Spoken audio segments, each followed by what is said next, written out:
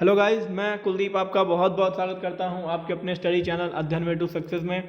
और आज हम हैं अपनी एंशिएंट हिस्ट्री सीरीज़ के 4th वीडियो में, जहां पे हम अपने 20 क्वेश्चंस को देखेंगे जो आपके एग्ज़ाम के लिए बहुत ही इंपॉर्टेंट हो सकते हैं। तो चलते हैं बिना टाइम वेस्ट करते हुए पहले वीडियो पे। और आप लोग अगर चैनल पर पहली बार आए हैं तो चैनल को लाइक करें, शेयर करें और सब्सक्राइब करके बेल आइकन को ज़रूर दबाएँ, जिससे कि आपको हमारे वीडियोज़ डेली मिलते रहें। तो गाइस चलते हैं पहले क्वेश्चन पे कि भारत का प्रथम शक राजा कौन था। तो ऑप्शन देखते हैं, मोगा, रुद्रदामन, अजेस, घटोत्कच। तो ये है ऑप्शन ए, मोगा। मोगा भारत का पहला शक राजा था और उसने भारत में शक राज्य की नींव डाली और उत्तर पश्चिम भारत के बड़े हिस्से पे उसने अपना राज्य बनाया था। गाइस चलते हैं अपने अगले क्वेश्चन पे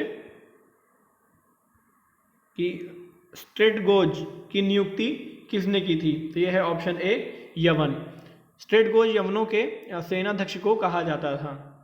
चलते हैं अगले क्वेश्चन पे कि 190 ईस्वी पूर्व में बैक्टीरिया के किस यवन राजा ने भारत पर आक्रमण किया। तो यह है ऑप्शन ए, डेमेट्रियस। 190 ईस्वी पूर्व में डेमेट्रियस एक यवन राजा था जिसने भारत पर आक्रमण किया और मौर्य साम्राज्य का एक बड़ा इलाका उसने जीत लिया था। चलते हैं अगले क्वेश्चन पे सॉरी। प्रसिद्ध इंडो ग्रीक राजा मिनांडर ने मिनांडर फर्स्ट ने अपनी राजधानी कहाँ बनाई थी। तो यह है ऑप्शन ए, तक्षशिला। मिनांडर प्रथम एक बहुत ही प्रसिद्ध यवन राजा था, उसने अपनी राजधानी तक्षशिला में बनाई थी। चलते हैं अगले क्वेश्चन पे कि किस ग्रीक राजदूत ने विष्णु के सम्मान में स्तंभ बनवाया। तो ये है ऑप्शन बी, हेलियोडोरस। ग्रीक राजदूत हेलियोडोरस ने विदिशा में शुंग राजा विष्णु के सम्मान में स्तंभ बनवाया था और उस राजदूत को ग्रीक राजा भागभद्र ने भेजा था। किसने? ग्रीक राजा भागभद्र ने भेजा था। चलते हैं अगले क्वेश्चन पे। सर्वप्रथम सोने के सिक्के किस राज्य के राजाओं ने जारी किए। तो यह है ऑप्शन बी, यवन। भारत में सर्वप्रथम सोने के सिक्कों को जारी करने का श्रेय जो है वह यवन राजाओं को जाता है। चलते हैं अगले क्वेश्चन पे। बृहद कथा की रचना किसने की। तो यह है ऑप्शन ए, गुणाढ़। बृहद कथा रचना गुणाढ़ ने की, जो राजा हाल के राजकवि होते थे, राजकवि थे। चलते हैं अगले क्वेश्चन पे कि किस सातवाहन राजा ने शक राजाओं से मालवा को वापस जीता। तो ये है ऑप्शन ए, गौतमीपुत्र शतकर्णी। गौतमीपुत्र शतकर्णी ने मालवा को शक राजाओं से वापस जीत लिया था और जिसे पूर्व के सातवाहन जो राजा थे वह हार चुके थे। चलते हैं अगले क्वेश्चन में कि इनमें से कौन सा शिलालेख सातवाहन काल से संबंधित है। तो ये है जूनागढ़, नासिक, ए और दो दोनों या इनमें से कोई नहीं। तो ये है ऑप्शन ए, नासिक। नासिक का शिलालेख सातवाहन काल से संबंधित है। इसे गौतमीपुत्र शतकर्णी की जो माँ है गौतमी, उन्होंने बनवाया था। इसमें गौतमीपुत्र शतकर्णी को अद्वितीय ब्राह्मण और क्षत्रियों का मानवर्धन करने वाला बताया गया है। चलते हैं अगले क्वेश्चन पे कि सातवाहन वंश के किस राजा ने गाथा सप्तशती की रचना की। तो यह है option A, Raja Hal. Option A, Raja Hal. Raja Hal Satavahana वंश का एक विद्वान राजा था। उसने गाथा सप्तशती की रचना की, जो प्राकृत भाषा में प्रेम कविताओं का एक संग्रह है। चलते हैं अगले क्वेश्चन पे सॉरी गाइस। किस वंश के राजाओं ने ब्राह्मणों को अनुदान में भूमि दी। तो यह है ऑप्शन सी, सातवाहन। सातवाहन वंश आंध्र प्रदेश का एक वंश था जिन्होंने ब्राह्मणों को अनुदान में भूमि दी थी और सातवाहन वंश के राजा खुद भी ब्राह्मण जाति से थे। चलते हैं अगले क्वेश्चन पे कि अशोक के अपने शिलालेख में किस क्षेत्र को करमुक्त बनाने और मात्र 1/8 कर लगाने की जानकारी दी है।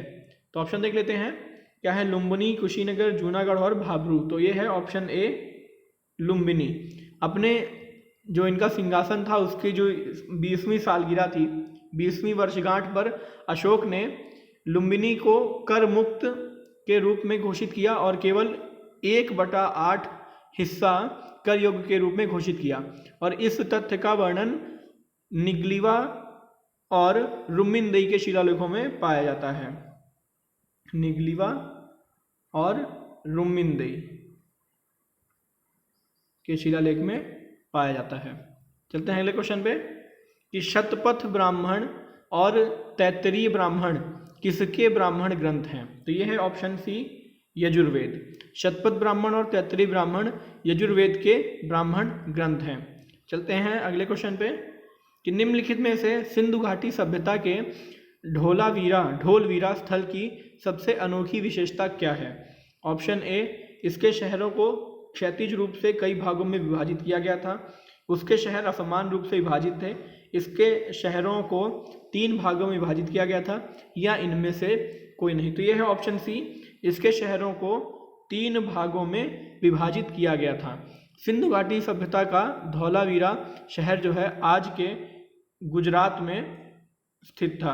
आज के गुजरात में स्थित था और इसकी विशेषता यही थी कि यह 3 हिस्सों में विभाजित था। चलते हैं अगले क्वेश्चन पे कि कौन सा राज्य गौतम बुद्ध के जीवन से संबंधित थे? कौन सा राज्य गौतम बुद्ध के जीवन से संबंधित थे? ऑप्शन है अवंती, गांधार, कौशल या मगध। अब विकल्प देखते हैं 1 2 3 2 4 3 और 1 3 4। तो ये क्या है? 1 2 3 यानी कि अवंती, गांधार और कौशल। 2 और 4 गांधार और मगध। 3 और 4 कौशल और मगध। तो ये है 3 और 4 यानी कि कौशल और मगध। तो ऑप्शन हो जाएगा सी, अवंती और गांधार राज्य गौतम बुद्ध के जीवन से प्रत्यक्ष रूप से संबंधित नहीं थे। इसके अलावा कौशल के राजा प्रसेनजित गौतम बुद्ध के शिष्य थे और मगध का राज्य गौतम बुद्ध की शिक्षाओं से प्रत्यक्ष संबंधित था। चलते हैं अगले क्वेश्चन पे कि ऋग वैदिक काल की अर्थव्यवस्था के बारे में कौन सा कथन सत्य है? ऑप्शन ए, मुख्यतः देहाती अर्थव्यवस्था, कई अनाज की खेती, कृषि आधारित समाज या वेतन की अधिकता। तो ये है कौन सा कथन असत्य है? तो असत्य क्या है? वेतन की अधिकता। ऋग्वैदिक काल में वेतन देने और लेने के कोई साक्ष्य नहीं मिले हैं। बाकी ये अर्थव्यवस्था के भी साक्ष्य मिल चुके हैं, अनाज खेती के और कृषि आधारित समाज के भी मिल चुके हैं। चलते हैं अगले क्वेश्चन पे कि कौन सा शब्द वेदों और वेदों की शाखाओं को सिखाने के विद्यालय के लिए प्रयोग किया गया है? तो ये है ऑप्शन बी, चरण। चरण शब्द वेदों और वेदों की शाखाओं को सिखाने के विद्यालय के लिए प्रयोग किया गया है।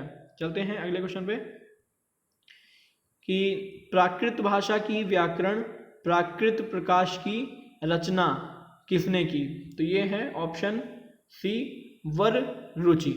प्राकृत भाषा की व्याकरण प्राकृत प्रकाश की रचना वररुचि ने की थी और इसकी तिथि जो है वो अभी भी अज्ञात है। चलते हैं अगले क्वेश्चन पे कि मेगास्थनीज द्वारा भारत के बारे में कहे गए कथनों में से सत्य नहीं है। तो देखते हैं, कथन 1 है भारत में प्रचुर सोना, चांदी, तांबा और लोहा है। फिर ये सत्य नहीं है। फिर है भारत में सुव्यवस्थित जाति व्यवस्था है, भारत में अक्सर अकाल पड़ता है, या डायनोसियस ने भारत पर आक्रमण किया। तो ये है ऑप्शन सी, भारत में अक्सर अकाल पड़ता है, यह सत्य नहीं है। इसमें यह गलत है, तो ऑप्शन हो जाएगा सी। चलते हैं अगले क्वेश्चन में कि निम्नलिखित में भारत के बारे में सर्वप्रथम किस ग्रीक विद्वान ने लिखा है? तो यह है ऑप्शन सी, साइलैक्स। सॉरी, ग्रीक लेखकों के अनुसार सबसे पहले साइलैक्स भारत आया था और उसे दौरियस नामक राजा ने भेजा था। दौरियस नामक राजा ने भेजा था और उसका लेख आज नष्ट हो चुके हैं। तो गाइस, कैसा लगा वीडियो? उम्मीद करता हूँ अच्छा लगा होगा, और अगर आपको वीडियो पसंद आया है तो लाइक करें, ज़्यादा से ज़्यादा शेयर करें और सब्सक्राइब करें, और घर पे रहें, सेफ रहें और पढ़ते रहें। इसी के साथ चलते हैं और मिलते हैं अगले वीडियो में। Thank you guys.